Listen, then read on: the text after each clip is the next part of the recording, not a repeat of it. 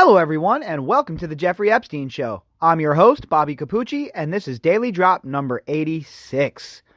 We have an article tonight from the Daily Mail, and in this article, it's about Ghislaine Maxwell and how she threatened a 15-year-old Swedish girl. We've talked about this before a little bit when we were talking about the Dubins. And again, when you take this stuff and you just look at them standing alone, you could say to yourself, all right, there's some oddities here, but, we need more information. Well, when you get all of that information and you look at all of this stuff, not in a vacuum, but all in context, you see how disgustingly depraved a lot of these people were. And the Dubins are not, as you folks all know, escaping scrutiny here on the podcast. You see, all we have so far are two prison guards who supposedly fell asleep while they were guarding Epstein.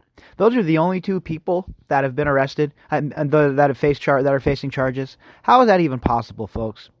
So them falling asleep is egregious. There's no doubt about it. You can't do that at work, especially when you're entrusted to guard somebody like Epstein. They should be reprimanded. They should be fired. Should they be charged? I don't know about that. Especially if people like the Dubins are going to walk away scot-free. Les Wexner is going to walk away scot-free. If these people aren't getting brought in and they aren't being talked to by the authorities, and the only people that are getting arrested are people like the two guards, well, nobody's ever going to have faith in the Justice Department to do the right thing. And at this point in time, they're at such a critical stage. All of the institutions, the once trusted institutions that we rely on to, make sure that we have law and order here in the United States, those institutions are no longer trusted. So once those institutions aren't trusted, the American people, well, they're going to be skeptical of everything you tell them. And that is where we're at. The crossroad has finally led here. The American people are tired of being lied to. The American people are tired of being treated like they're stupid. And the American people surely will not stand for child molestation rings being run right under our noses while the media, the politicians, the businessmen, and academia are all in cahoots over it. We're not going to stand for it anymore. And that's just the way it is, folks. If you'd like to contact me, you can do that at Bobbycapucci at protonmail.com. That's BOBBYCAPUCCI at protonmail.com. And forgive my stuffed up nose. Like I said earlier, I'm catching a little bit of a cold, I believe. And I've been a little stuffy, so. Let's hop to the article. Daily Mail. Headline: Jeffrey Epstein's pimp, Ghislaine Maxwell, threatened a 15-year-old Swedish girl held hostage on his private island when she refused to have sex. Boy, aren't they pleasant people, this Jeffrey Epstein and his friends. Those are surely the sort of people you want your daughter calling Uncle Jeffy, huh? Jeffrey Epstein's pimp and molester, co-pedophile, etc., Ghislaine Maxwell threatened a 15-year-old Swedish girl held hostage on his private island when she refused to have sex, according to bombshell claims made in U.S. court documents. Rinaldo Rizzo, a butler who worked for hedge fund billionaire Glenn Dubin and his wife Eva Anderson Dubin, said in filings for an unrelated case that Epstein and Maxwell brought the teenager with them when they visited his employers in New York. So, again, folks, if this were you or I, and we were hosting somebody who was trafficking human beings, and we were put on blast, we would be in jail already. There wouldn't even be any question. But because the Dubins have some dough, because they're billionaires, because they're high crust, and they're friends with the whole entire political leadership probably in New York City, from Schumer on down. I bet you if we looked into it, I bet you the Dubins have donated money to Schumer and the rest of the New York Tammany Hall corrupt politicians. I bet you he's in bed with all of them. And that's the problem. These billionaires become insulated. First it's the money, and then after the money, well, you have to remember the most important aspect of all of this. The thing that really gets these people out of jail is their ties to the intelligence community. In this specific situation, of course, folks, in this specific situation, nobody was going to get in trouble because Jeffrey Epstein was protected. And therefore, if Epstein was protected, everybody around him was going to be protected. And he had the proof. The plea agreement that he got and with the non-prosecutorial with the other co-conspirators So if he has a track record of protecting those who are engaging in these acts with him, why would somebody like Dubin or these other people think that they were going to get caught? There was nothing saying that they were going to get caught. Nothing, no evidence pointing in that direction. He said he found the girl crying in the kitchen and heard her describe her alleged treatment at the hands of Maxwell and her assistant Sarah Kellen when she was being held at Epstein's property in the U.S. Virgin Islands. Again, like I said about Sarah Kellen, she is big time trouble. She needs to be brought before the man. I don't know why or how she's skating by right now, but what I do know is that she is one of the people that is being investigated currently by the FBI. I know that, okay?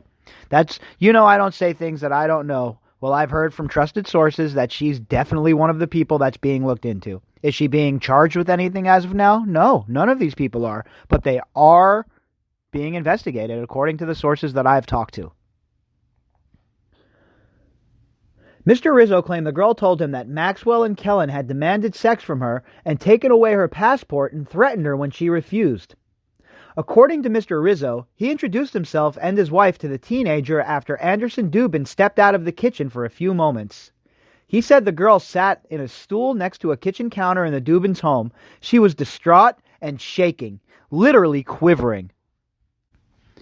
Think about that, folks. Literally quivering. A 15-year-old girl, a Swedish girl. Nobody knows her name. Nobody knows who she is. Just some random girl who is just lost in the sauce now after being abused by the Epsteins and at the very least enabled by the Dubins. He continued in the testimony. She proceeded to tell my wife and I was on the island and there was Ghislaine and there was Sarah and she said they asked me for sex. I said no. Mr. Rizzo then said she didn't specify who asked her for sex. She said they asked her for sex. So I'm going to take that as Sarah Kellen and Ghislaine Maxwell were trying to molest this young girl. All right. So again, when people ask, how do you know Sarah Kellen was involved? There's people on record, young girls on record, and this chef, Mr. Rizzo, talking about this. Okay. There are people who have come out and said this, folks. This should be all over the news. This should be a huge, gigantic story. Again, ask yourselves why it is not.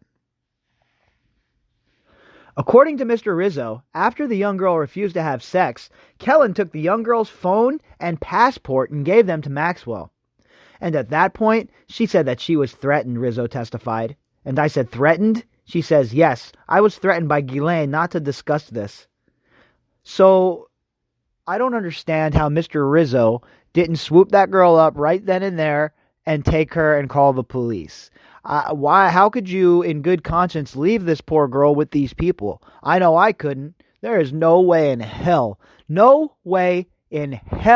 your boy would have ever left this poor girl with these animals. I would have called the cops. I would have taken her with me. I would have went and I would have taken the passport. I would have gotten the passport back from Ghislaine Maxwell and Kellen.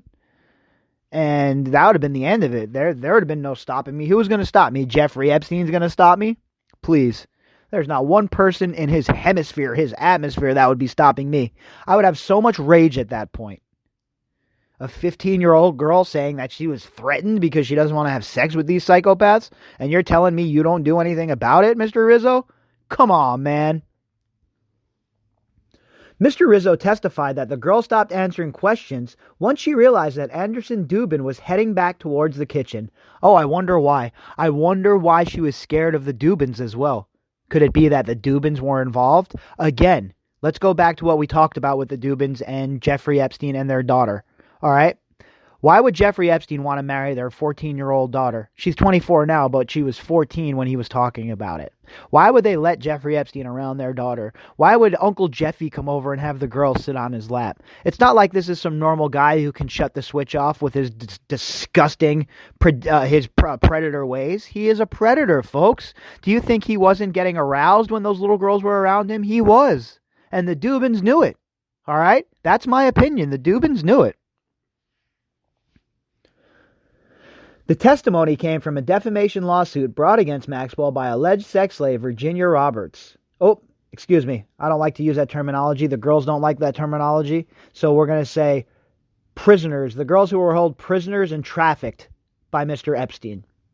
The case was settled in 2017, but 2,000 pages of documents from the proceedings were ordered unsealed on Friday by the U.S. Court of Appeals for the Second Circuit. Roberts accused Glenn Dubin of participating in the sex trafficking ring, according to court documents.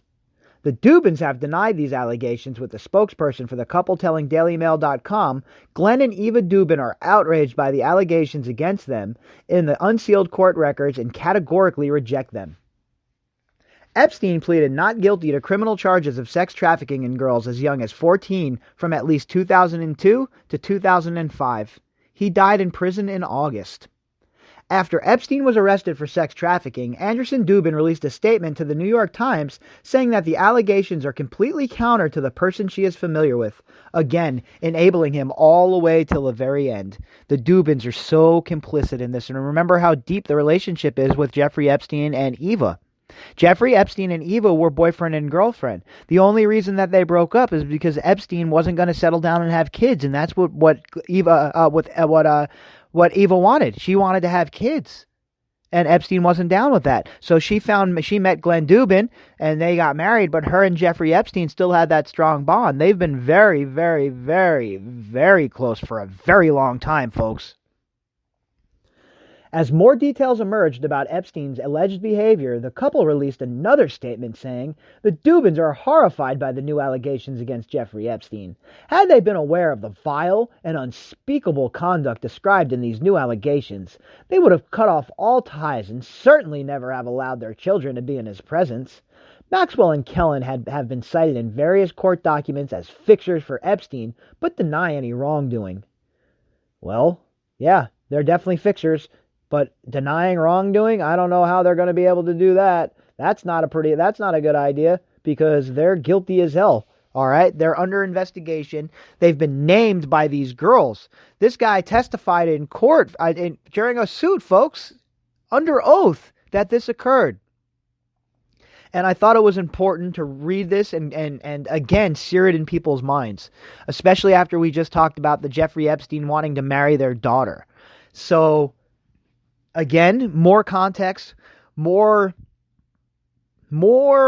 fuel for your fire of anger. Because if this doesn't make you angry, this 15-year-old girl crying to this man that her passport was taken, etc., etc., if that doesn't make you angry, folks, like I say all the time, I don't know what will. Me, I have the hatred and the